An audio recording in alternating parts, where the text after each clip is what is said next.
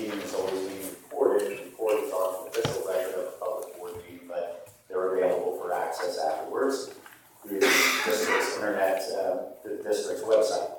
And again, thank you very much. We will move on to the public comment portion of our meeting, if you don't mind.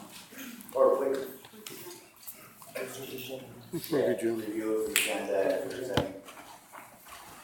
Mr. Ressler, I'd like to make a motion that tonight we suspend the 3-minute public comment. I know there's a lot of people here, but I'm sure there's people that have a lot of things on their mind that will probably go over the 3 minutes, and I'd like to see us suspend the 3 minutes and hear what they have to say.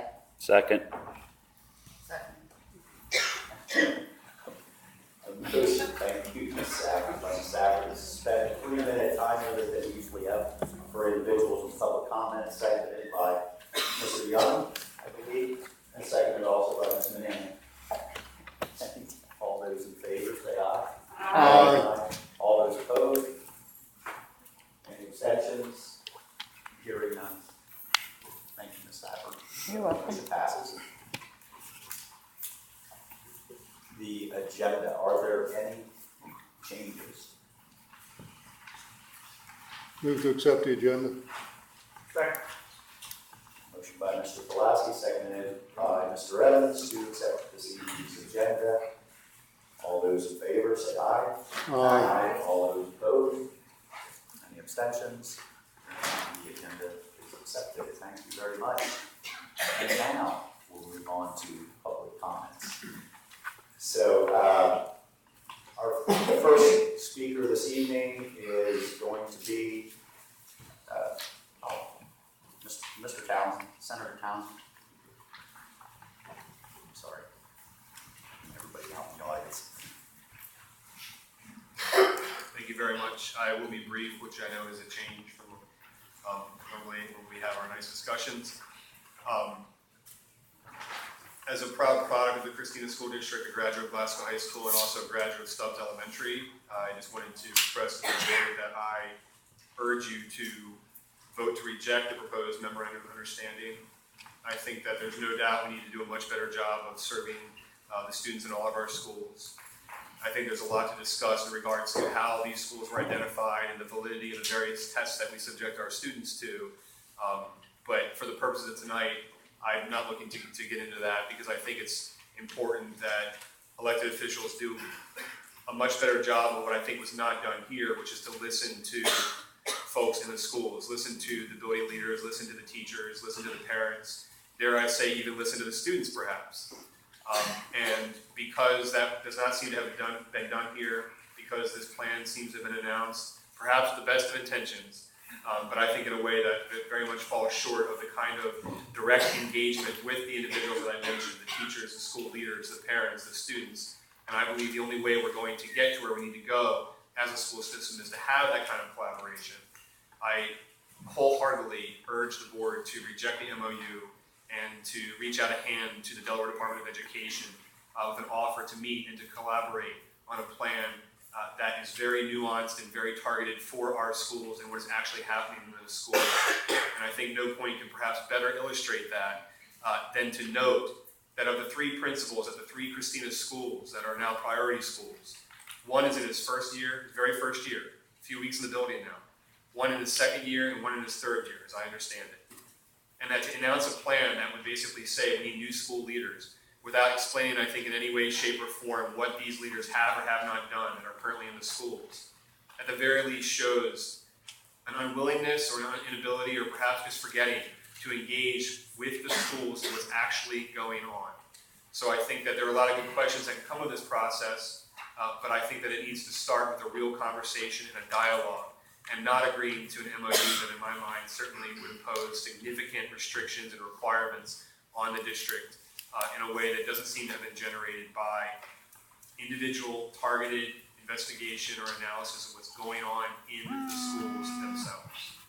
As always, I'm happy to answer any questions, but I'm also happy to sit down and to listen to what others have to say and to be a resource for the board and for the schools and the students and the parents and the teachers as we try to have some more effective ideas come out of Dover. Thank you very much, Senator. Thanks. Thank you for the support and all the previous meetings.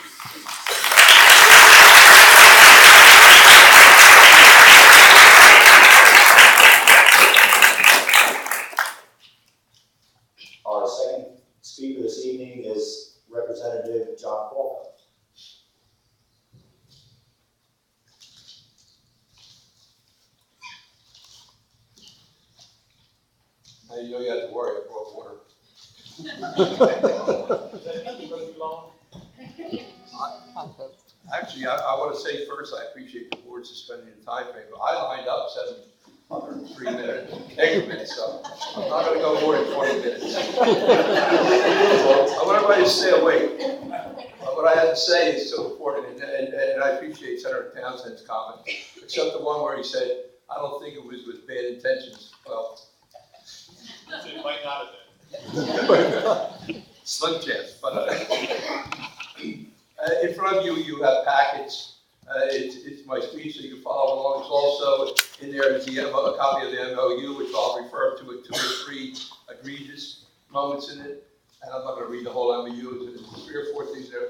And then later on, you'll refer to what is titled the priority schools are in a legal state takeover by the DOE, which is a breakdown of where I feel code is violated. There's copies out there, if the audience wants it, of that particular item, and get on their way out.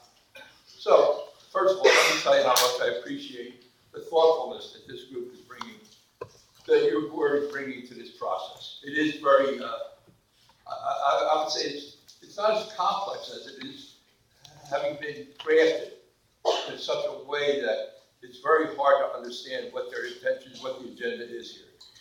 So, with that being said, the polite blog has left the room. Before any of you buy into this administration's, Secretary Murphy's, and DOE's false assertion that they are trying to improve the educational experience for the high poverty inner city schools by offering roughly $200,000 per year to 6 schools, hardly a penny of which will actually reach the children.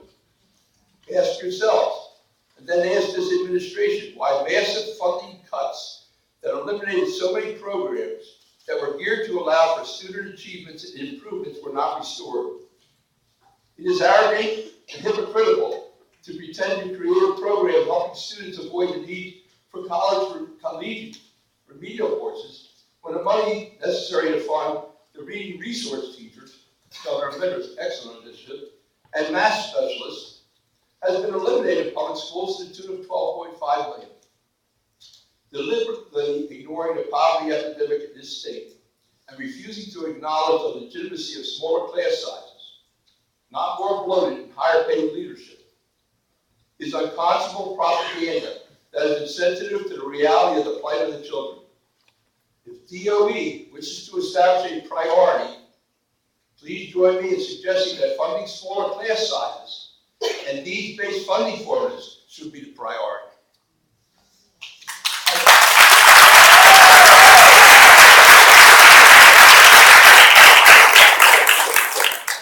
I intend to point out the difficulties that the districts and their managing teams are burdened with, exacerbated in part by the failure of the administration and the legislature to adequately restore funding cuts that have resulted in the disappearance of programs that give all public schools children access to learning opportunities. There's a copy of those cuts up there too.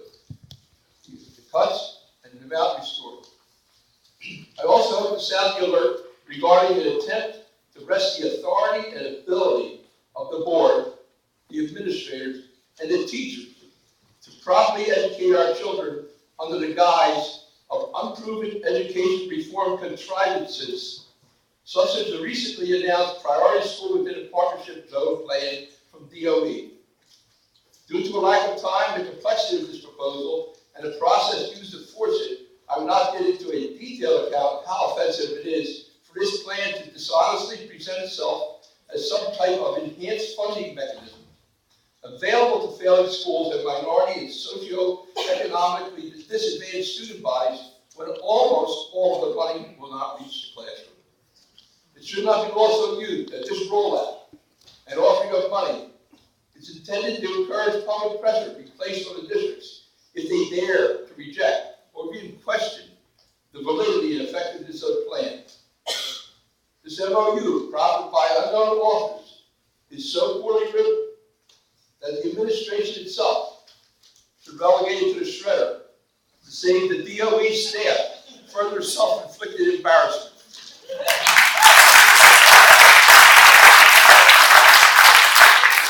However, the seriousness of what this document contains and the audacity all stakeholders, usurp the authority of the legislative branch, violate the collective bargaining rights of the teachers and the local district and the administrators, control and take away the control of the budgetary obligations and autonomy of the districts, and ultimately harm our children. It must be exposed to the public. It must be. I'm going to briefly refer to some highlights. You have a copy of the MOU in front of you that I found almost disturbingly unconscionable attempts. And go to the first page, and it has a statement of principles. Autonomy and accountability. I'm going to read 4 of these in by sentence by paragraph, so bear with me. Persistently low performing schools need autonomy to identify and develop programs and capacity that address their specific needs. Decisions regarding curriculum, instructional practices, schedule, length of days will be made with the school as part of a comprehensive improvement plan. In exchange for that autonomy, school leaders are accountable for substantially improving school performance. It's not autonomy of the individual schools that's going to cure it. It's going to be restoration of funding. It's going to be smaller class size. That's going to do that. So this statement of principles, in that part, leaves a lot to be desired. Human capital. Schools need to be staffed with teachers, administrators, and other staff who both want to work in the school and have the skills, experience, and commitment necessary to advance the children in the school. I find this so particularly insulting and demeaning to these dedicated educators, the ones from Stubbs and the ones from the other schools, who every day put their minds and hearts to educate our children.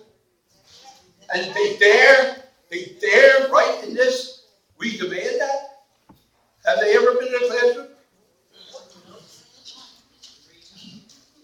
Governance. This is particularly noteworthy for you as superintendent, you and board members. Governance of priority schools needs to be shared by the district, the state, and the local school leader. I will tell you right now, I don't think the state deserves to share anything. It doesn't have the capability to share anything. And this is an inappropriate place, and it's state interference. And then when they do it under the whereas, if the state does not agree with the LEA proposal, the state can refuse to agree to the MOU. But in that, the horses already left the barn, because it's their MOU, that they're insisting you use it. So even if you do attempt to craft another MOU, they're saying they can reject that out of here. And then, if it's not agreed to the MOU within 120 days, the LEA options are then limited to closure, reopening as a charter, or contract with a project management organization to operate the school. This is the smoking gun of illegal power abuse, intimidation, and intent to take over and privatize public education. And I'm going to refer to those legal things at the end of this discussion. That's what I'm talking about up there. I just want to get into it. If you read this whole thing, you want a wretch.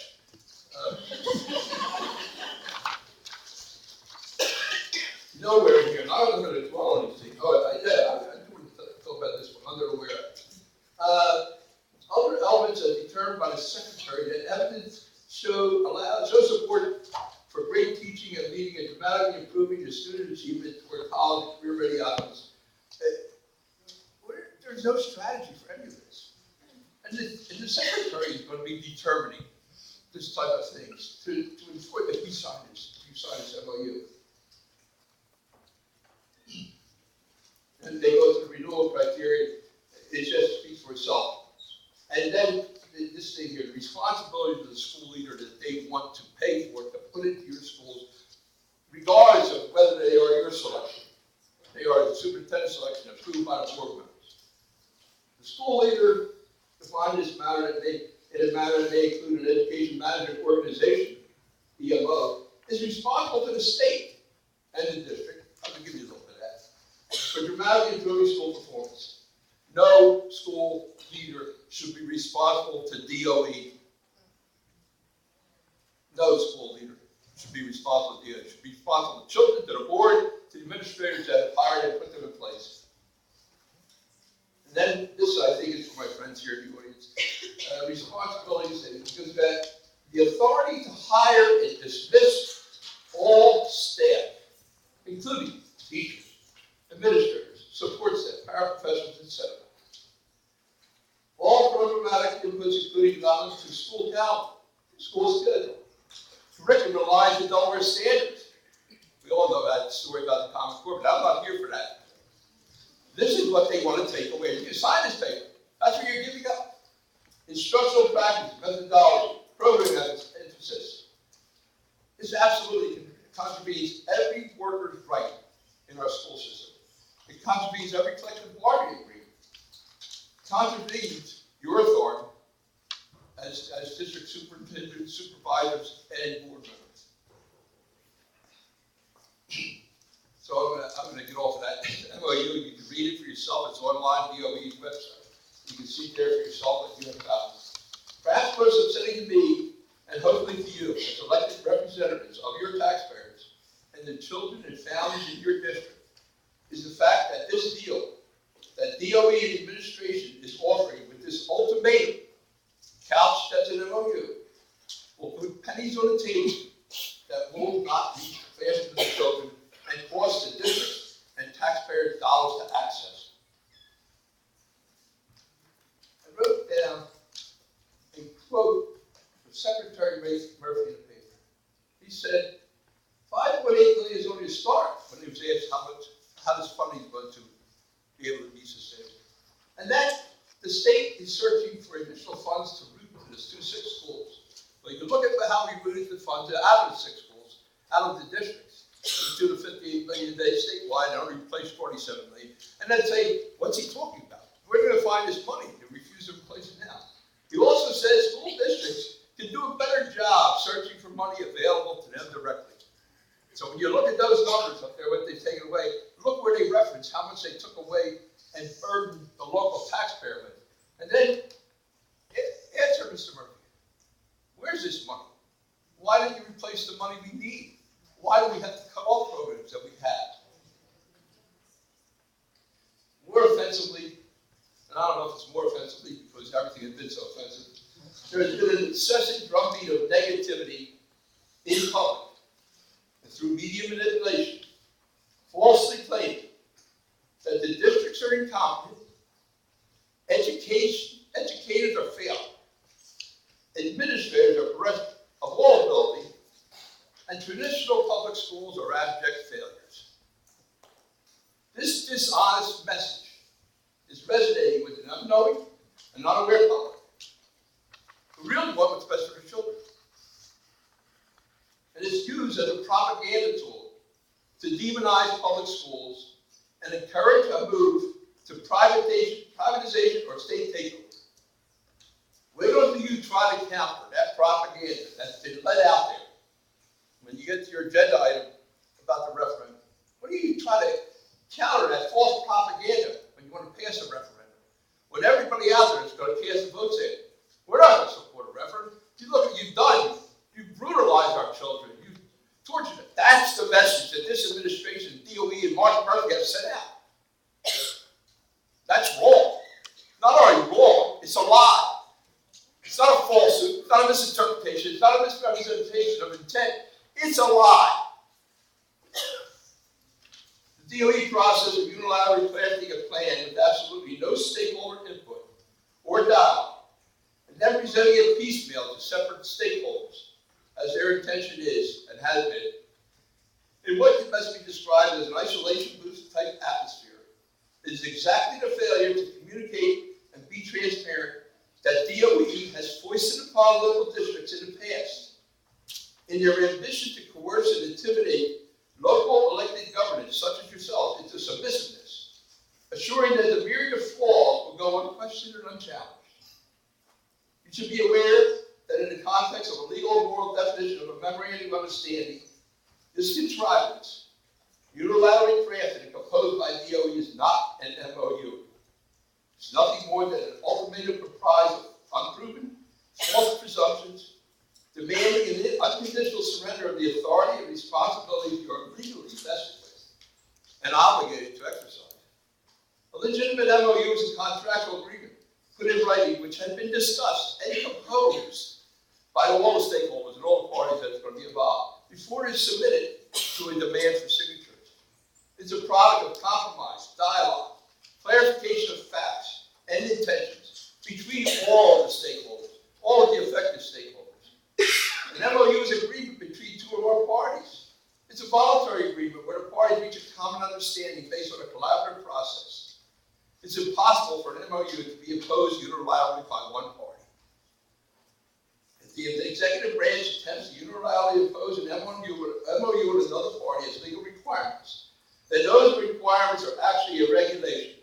Regulations, however, must be authorized by the legislature to give the executive the authority to impose them.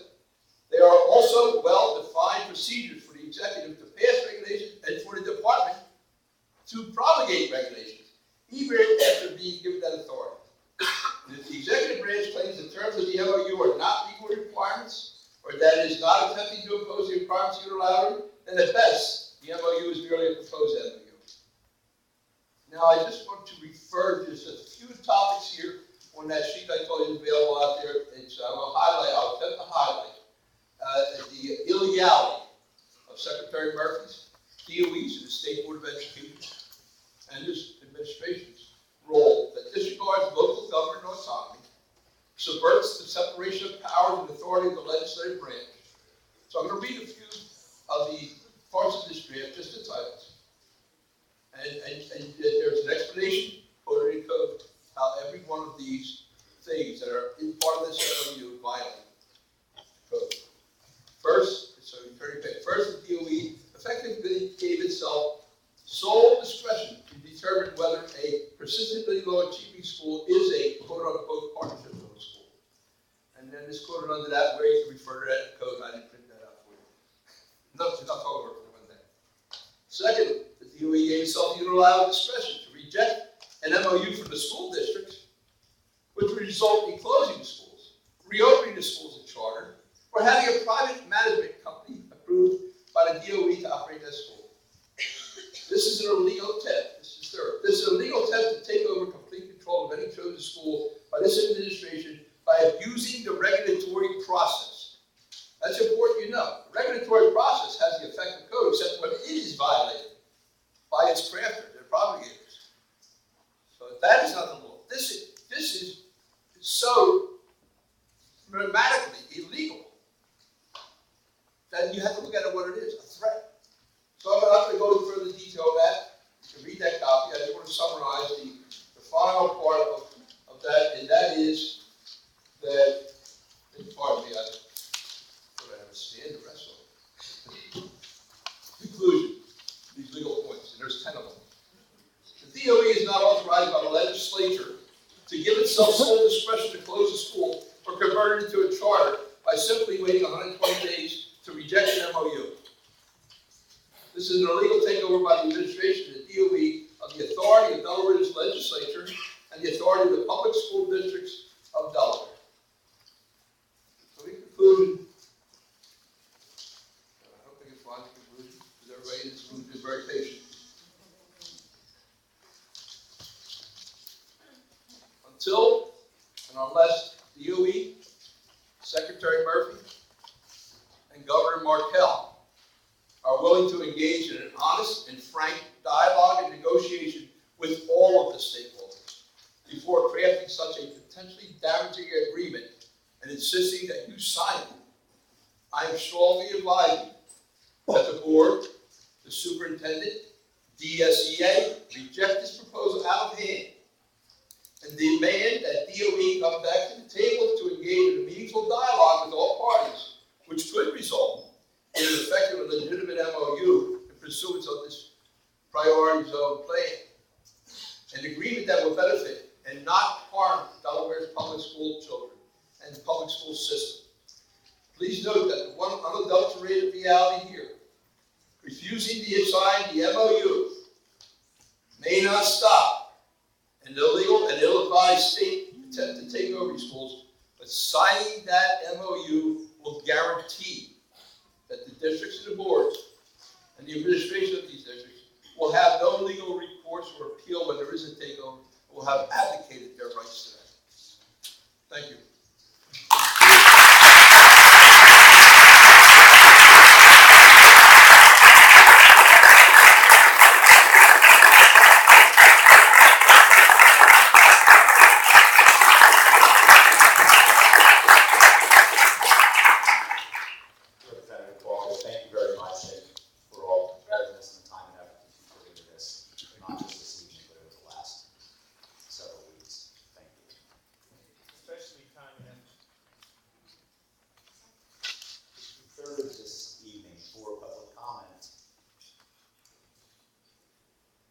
Kristen Fullerton.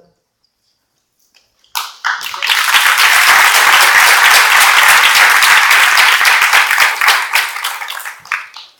brought notes. Good evening. My name is Chris Fullerton, and I'm a proud Christina School District teacher. I'm an even prouder educator at FD Stubbs Elementary. Thank you.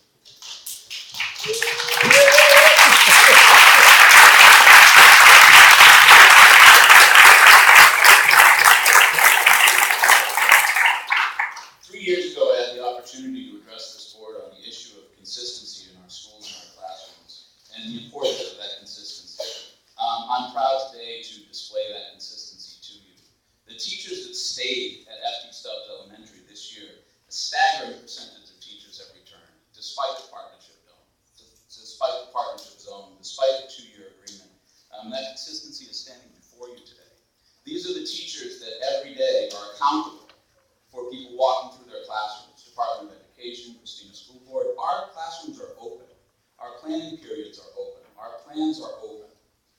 So on the subject of accountability, I'd like to propose that the light of accountability now be shown upwards, towards the people that's practices and procedures are impacting us every day.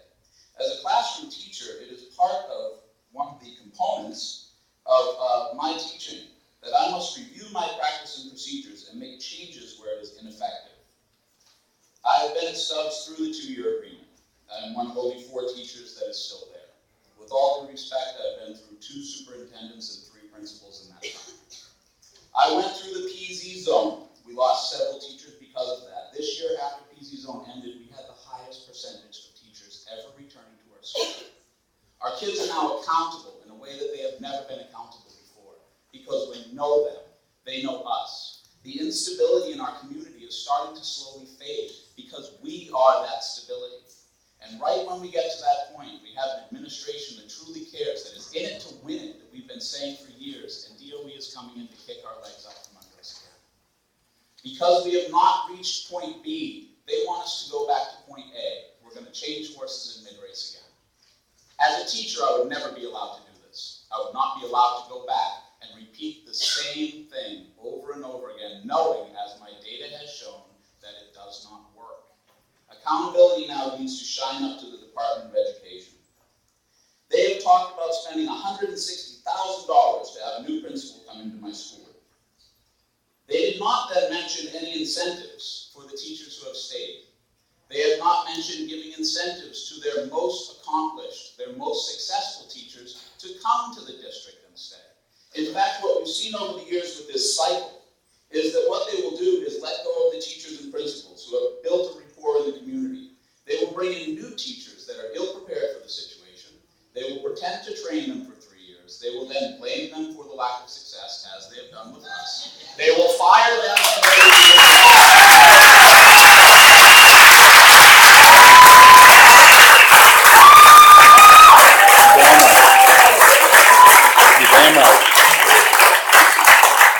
Our school has been marginalized for years. We have been the inner city school. We are now the priority schools. We are now bringing Bancroft in with us. We are now bringing Palmer in with us. I wish to speak to the other teachers in the Christina School District. Rest assured, when Smarter Balance rolls out this year, some of your kids that were proficient will no longer be proficient. The MOU as it stands says that when the kids are not proficient, they will violate my contract and fire me. Please be aware that this is setting a legal precedent that when your test scores come back, they will also violate your contract and fire you, whether you work in the city of Wilmington or not. They are setting a legal precedent that they can hire and fire at will, that they can take over our district, that they can take over our schools. We have worked for years to fight against the lack of respect for teachers, for schools, in the public school system. We are winning that battle, and the people above us that we work for are fighting against us. They are publicly saying that we have failed, even though we're still in there fighting every day. We have not failed, we're still fighting. We are not at the end of this race, and we will not end this race. This is a societal, generational issue that we are short-term fighters for, and we are doing our very best for. And it is time for those issues to be addressed from the top down, not from the bottom up. The vilification of the teachers in the inner city is a deflection move by the Department of so that we don't look at the top. And it's very easy to show red test scores and say, look at what the teachers did. Well, I'd like to see where the money went. Let's see the red on that. That should be in the papers as well. I think that accountability needs to flow both ways, and I think we've done our part. I think we have been wide open for years. My door is open. My plans are open. My planning time is so open that it's not planning time. I have people come in and play, you know what you should do? There's too many cooks in the kitchen, and you want to know why the soup is bad. We don't have our time. We don't have that respect, and we need it. We built it. We built this consistency. We did this. Not Department of Education. We did this.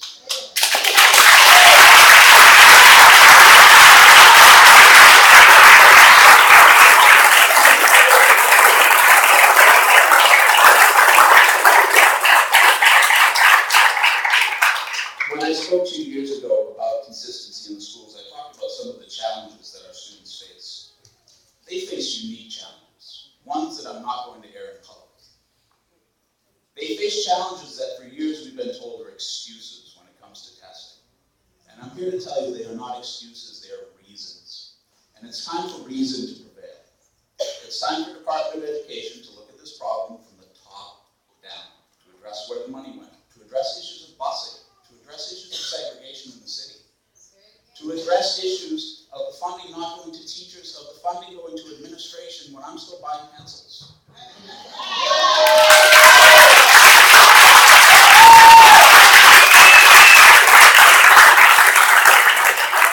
I would also like to say, as a matter of record, because we're on this building, that I realize that I'm preaching to the choir.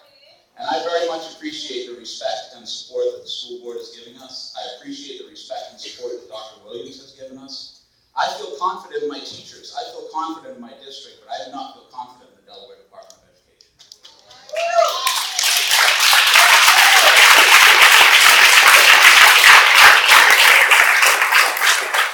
And so, as a matter of course, because I feel that they need to have our voice heard, at our last union meeting, I did propose a vote of no confidence in the DOE on the matter of the Priority Schools Initiative. Thank you very much for your time.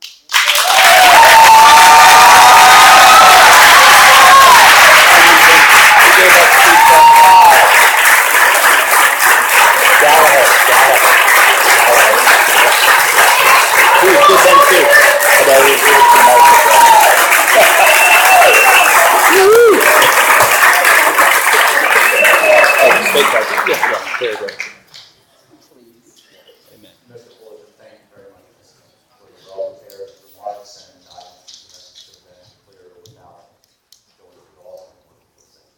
Thank you for doing your time. You did a very nice job. Thank you. Good luck to who's next.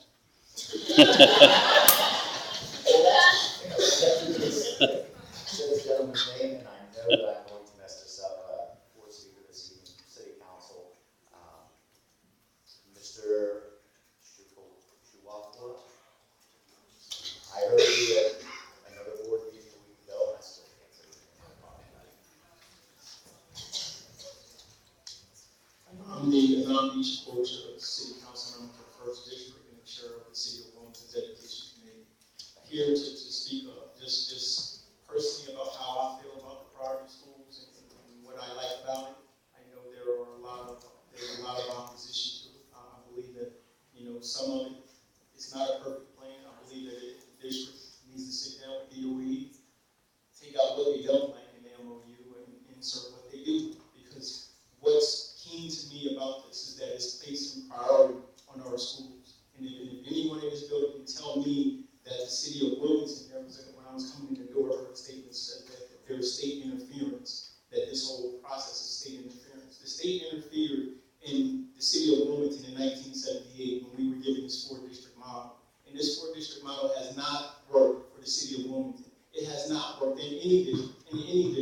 It has created a sense of where there is no community engagement. There are no community schools in our city because we don't have that attachment. One, the city of Wilmington itself. What other local government doesn't have a role in the education of its children? The city needs to have a role. I see this Priority Schools Initiative, the one doing the community engagement and also having the school advisory board, is a way in which the city of Wilmington can begin to reinsert itself into this dialogue about education of our children. First and foremost, we talk so much, all across the nation, people talk about the negativity and the violence in our city, but no one wants to talk about the education in our city, as if one isn't related to the other. These children on the streets who are killing themselves aren't children who are graduating with high school diplomas. They're being dropped out. And as they said, every year they're back further. They're dropping out of school, going to the streets. That's a part of the education system. There are problems. We need to address these issues. I believe that having competent school leaders who are not just good principals. We have great principals in our city. I don't deny that. But do we have principals who are qualified at turning a local performing school around? To me, I think that's one thing that this agreement is trying to do. Bring in qualified individuals who can turn the school around. Then we can reinsert a principal who wants to be there. But the schools need to be turned around. That, from my understanding, we're going to have teachers in schools. I'm in the Brandywine district. I have a great district. I have a great district. And we have great schools. But we also have schools in which I know that there are teachers in those schools who don't want to be there teaching the population that they're teaching. And this project plan gives us an opportunity to take those teachers out and to have teachers working with the population that they want to work with. We know that there are issues. There are issues inside of our schools. The children bring issues from the community into the school. This creates a dialogue through community engagement and way in which the community can be involved in the education of our children. I think that the district should work together to find a way to say, this is what I don't like about the MOU process, what I don't like about priority schools, and this is what I do like.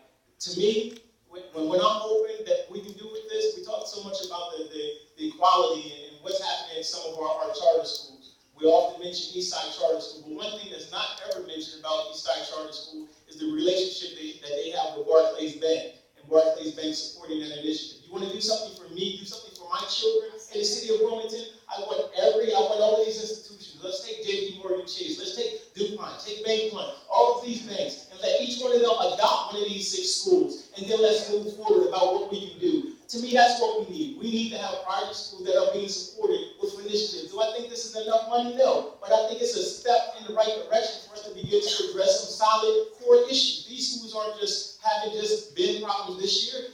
It's an issue. It's a community issue. It's a city issue. The city of Wilmington needs to play a role. We are invested stakeholders. This isn't impacting any other than the children themselves. We can talk about test scores, we can talk about DOE, national race to the top, common, whatever. But the bottom line is this isn't impacting anybody else but the city of Wilmington other than these children directly. These children end up on our streets, killing themselves. We need to turn this education system around for our children and figure out what's going wrong. And we can't do that without everyone coming together saying, this is the plan that we have. Do I like everything in this plan? I don't. But I do believe it's a start. I believe it's an opportunity for us as a school district, us as a city, and us as the parents and stakeholders for these children to come to the table and say, this is the opportunity. This is the opportunity for us to start doing things differently for these children. It's needed now more than ever. What are we going to say? In the next few years, when the next governor comes in, all of a sudden we're going to have a new plan? We know what's going to happen, but right now, this is an opportunity for us to look at these schools that are in need and to address some of those needs. Thank you.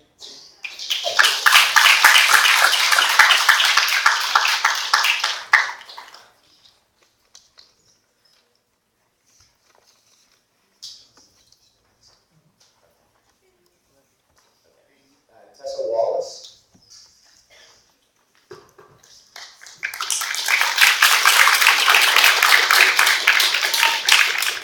Hello. On September 5th, Secretary Murphy said that improving higher charter schools is difficult work, but there are examples here in government of massive turnaround, and mentioned Eastside Charter School and Cleveland County Charter School. At the September 5th news conference, Secretary Murphy also said, if you look a mile down the road from here, at the center of Warren Elementary School, you can look at Eastside Community Charter School, and even Cleveland Academy. They have done by changing schools.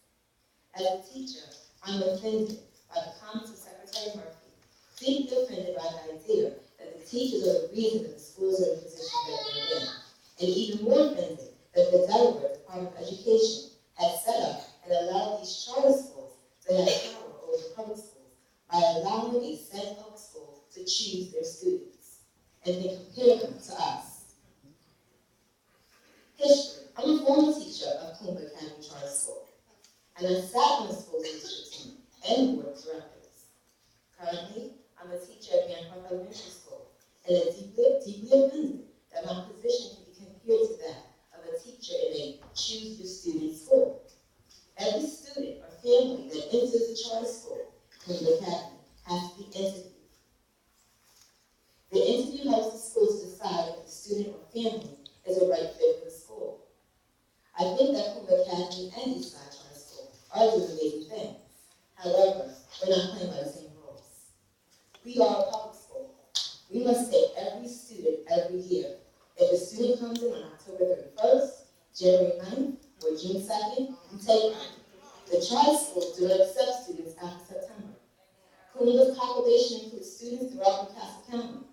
Cleveland may be located in the city of Wilmington. However, it is not a city school. The population is not the same as the city schools, Bancroft, Stubbs, and Byron. We service the neighborhood in which the school is located. So let's talk about choose your own students. Each year, school administrators at the charter schools have an option of dechoicing students who do not follow their rules. The true city schools, Bancroft, Stubbs, Byron, have received many students who have been dechoiced or asked to leave these privileged schools. Students are dechoiced based on their behaviors, academics, parental involvement, or when unacceptable parent behavior has not met the requirements of the charter schools. So last night I had a chance to look at the Eastside Charter School's parent and student code of conduct. The parents and students have to sign a statement that they understand that by signing below, they agree to abide by the parent and student code of conduct. It also states that they understand that their enrollment and right to return to Eastside Charter School for each subsequent year as a parent, guardian, or as a student of Eastside Charter School is contingent upon following the parent and student code of conduct. As a public school, we are required to take all students. All students are entitled to a free and appropriate education. We do not discriminate, dechoice, or choice our students.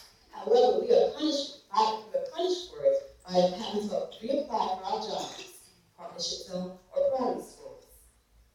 Eastside Charter School, Cleveland Academy, and other charter schools are approved and monitored by the Delaware Department of Education. The Delaware Department of Education has allowed and approved the choice of students. In this system, charters can pick and choose students who fit their mold. Seems to me that DOE has set the charter schools up to succeed and for us to fail. Different goals for public and charter school, but we're compared to them. Eastside charter school policies. It states in their parent and student code of conduct, any parent who acts in an unacceptable manner, gross disrespect, threatening, or causing disruption to professional or academic climate towards any staff member or student may be banned from the school for the duration of the school year. In addition, such behavior may constitute grounds for dismissal of a student from school. On page 11 of the Eastside Charter School and Student Property, it states, at the end of the school year, when a student leaves the school or when the material is no longer needed, all textbooks and materials must be returned. Charges for damaged textbooks and materials will be assessed against the parent guardian based on change in the condition of the book or material from the beginning of the year to the end of the school year. And it goes on to talk about if it's raised by 2 steps, if it will be 25%, 3 steps, 50%. But the most important part states that no final report card will be issued until all financial obligations to the school have been fulfilled. In addition, the school reserves the right to deny re-enrollment to any student whose financial obligations to the school under this policy are unfulfilled. So, when the charter schools choice their students due to behavior, academics, destroying school materials, or unacceptable behavior of their parents, where do they go? They come to us.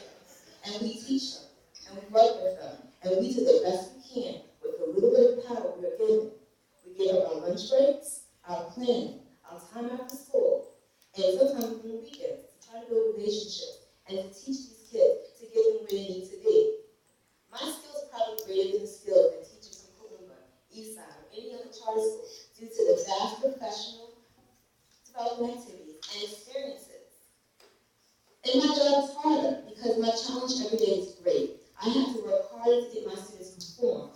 charter schools gave up on them because they couldn't do what we do every day. Teach America certainly can't do it, but I do it every day because I'm passionate about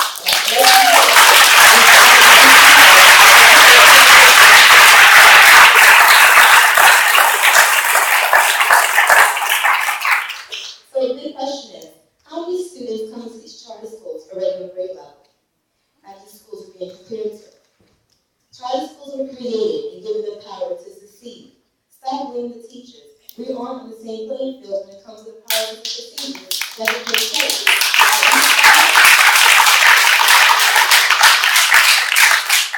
At Eastside Charter School, if you come to school late, you have to serve a 30-minute lunch detention.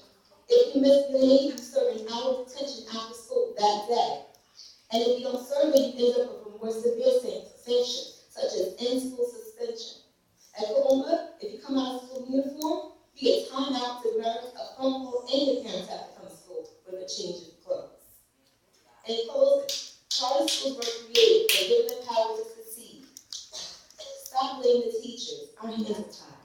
They choose their students. We don't. We take and we teach everyone, every child, every day, even the challenged ones.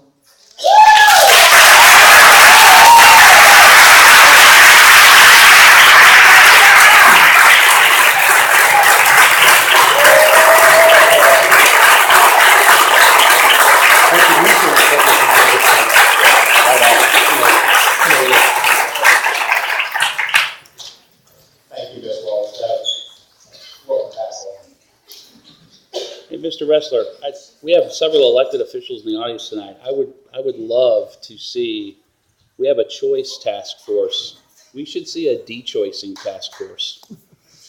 I think there should be some real interesting results. Next, and I apologize for not being able to pick every one of them out and announce and thank them to come, but once again, we do appreciate everybody who showed up this evening. Karen Eller.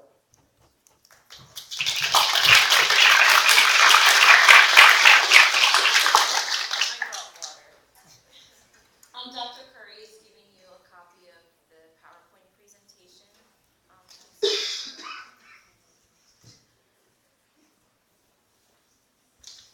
Sweet PowerPoint. I love it. Thank you so much.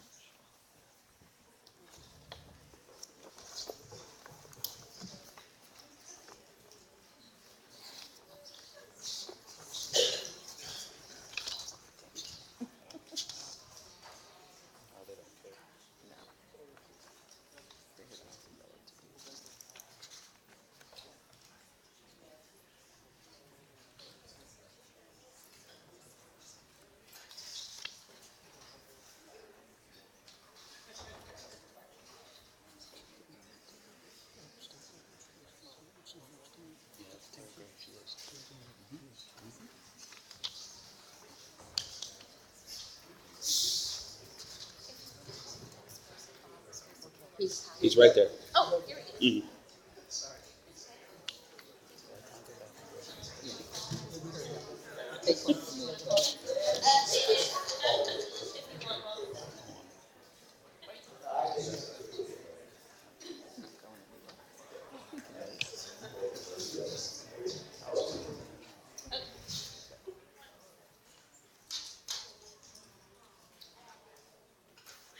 Good evening, Christina Board of Education, educators, parents, and members of the community in our audience this evening. 3 years ago, Bancroft Elementary was named a partnership zone school. At that time, we had to reapply for our jobs and sign a letter of commitment. In the last 3 years, our administration and educators, led by our principal, Mr. Ingram, have worked tirelessly to help narrow the achievement gap our students are facing. I thought it would be important to show our progress our lead principal and committed educators have accomplished over the last 3 years.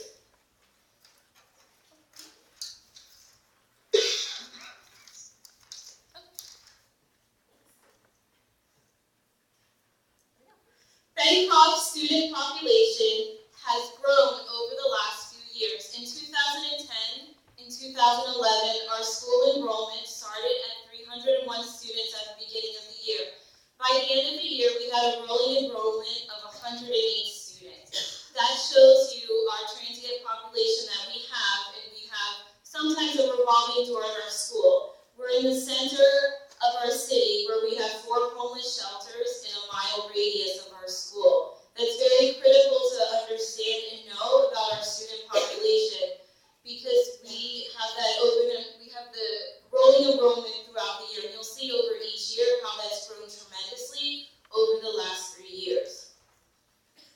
In 2011 and 2012, we started our school year off with 316 students. By the end of the school year, we had 164 students coming through our doors, which totaled 480 for our running enrollment for that year.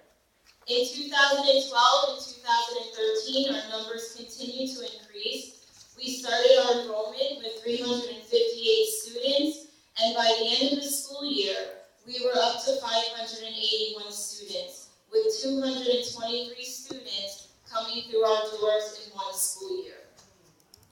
In 2013 and the 14 school year, we started at 415 students, and by the end of the school year, including our running enrollment, we had a total of 642 students in our school.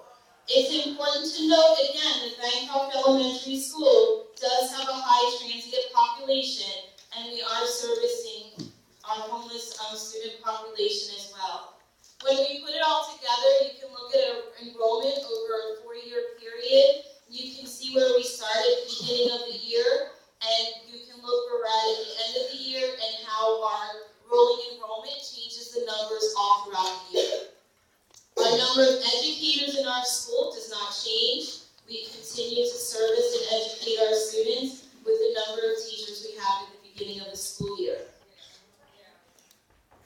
It's important to also note that over the last 3 years, when we started the Partnership Zone School, we had many of our teachers reapply and show their commitment to stay at Bancroft.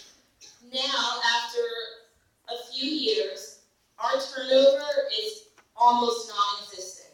We've created a community and culture at our school where our teachers are coming back every year to service our students at Bancroft.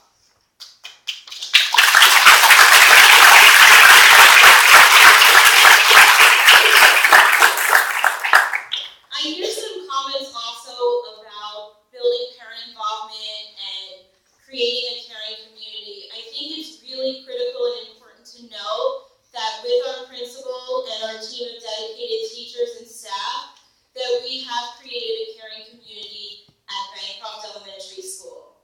What the paper doesn't report is all of the progress we made over the school year and all the years under the Partnership Zone School. In 1 month last year, we had over 600 parents and family members walk through our school doors, which shows you how many people in the community and how many parents are coming into our school each and every month for all of the opportunities that we offer to our parents and our students. We have a lot of family events and family evenings, literacy nights, math nights, where we draw in a lot of families and visitors in our school. If we take a look at our population at Bancroft, a third of our students are transient population. So you can see with the rolling enrollment how many students are walking through our doors each and every year. So a third of our population is transient population. Our special education population, which is also critical to look at, is a third of our students. So 33% of our students are special education students. If we look at our students performing at benchmark, we can see that we have students at different levels of the learning progression. And by the end of the year, we are seeing significant growth. What's important to note here are the numbers in parentheses also. In kindergarten alone, they saw 87 more students in 1 year coming to their classrooms at different times throughout the school year. In second grade, we had 69 new students throughout the school year, and in first grade, we had 85 new students coming to the classrooms in our first grade. On the right side, you can see that we had 71 students grow with their performance. In fourth grade, we rose almost 20%, and in fifth grade, 40% of our students were meeting benchmark at the end of the school year. So it's important again to note that our students are progressing. We are working to close and narrow the achievement gap. If we look at their composite level score in each of our grade levels, you can see that our students grew either one composite level or they met benchmark. And with their DIBELS testing, it's a compilation of multiple scores that provides the best overall estimate of students' early literacy skills and reading proficiency. So you can see by the end of the school year, we had 65% of our students grow one composite score or reach their benchmark. In first grade, we had 41% of our students, second grade 53, third grade 62, fourth 71%, and fifth grade 75%.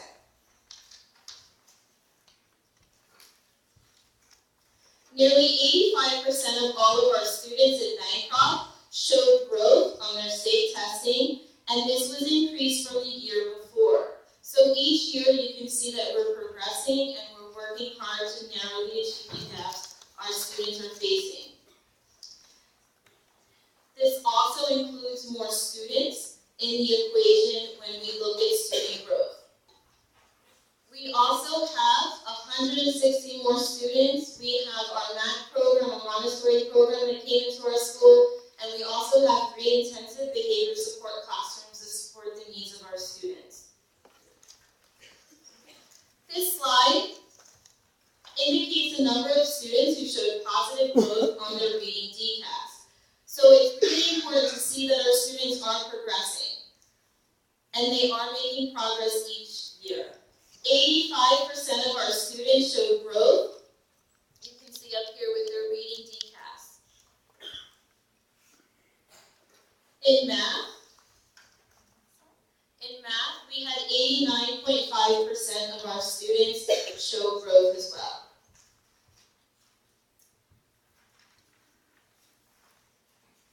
The message is that we're receiving is no problem, just fire everyone and start fresh. But you see, if we take this path, our community dies, our school dies, and we end up sending our students on a path to nowhere. They will look for their teachers next September and feel as though we failed them when they do not see any of our faces.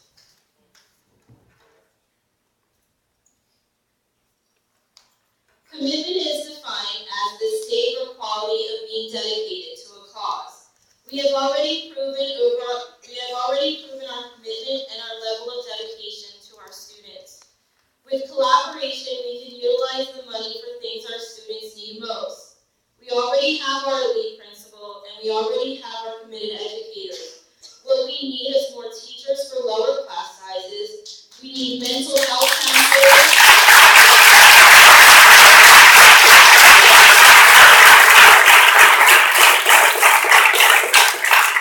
Mental health counselors in our elementary schools.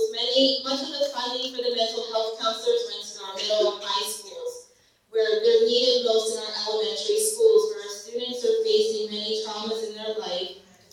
And a lot of our current truancy laws in the state of Delaware also need to be looked at as well.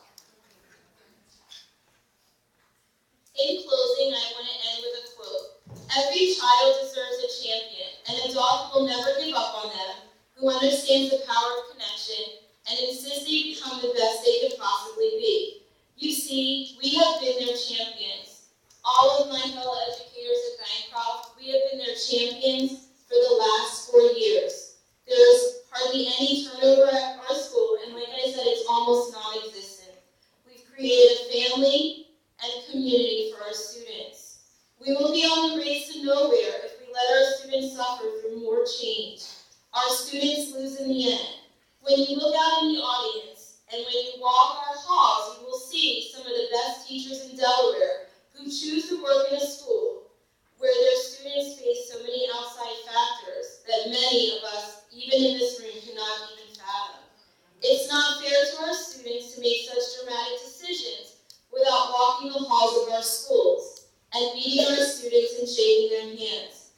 Our students will lose in the end if we take away their champions, their community, and their hope. Thank you.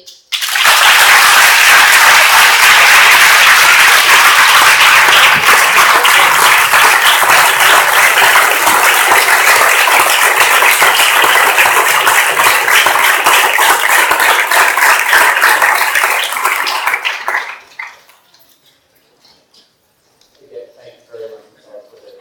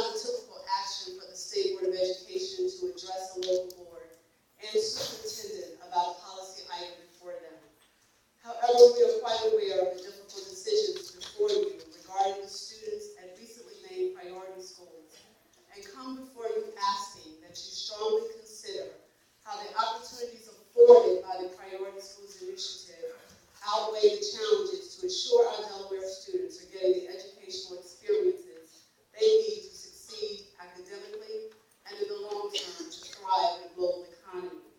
And I'll just go off script for a minute because I hope you have the letter. Given what I just experienced with teachers and evidence that you know how to do it, the opportunity again is how do you take what's in this room and translate that to something different, bigger, and better. It's obvious the teachers want it, they can do it, and just to take that from a very opportunity look versus challenge. There's nothing 100% in this world. Nothing 100%. I'll get back on script. I apologize. We all agree that every child deserves a great education, yet many of our children, particularly those who are not fully empowered due to low income, race, ethnicity, language barriers, or learning disabilities, are not always receiving the resources and support to reach their full potential. We appeal to you again to embrace this opportunity to do something progressively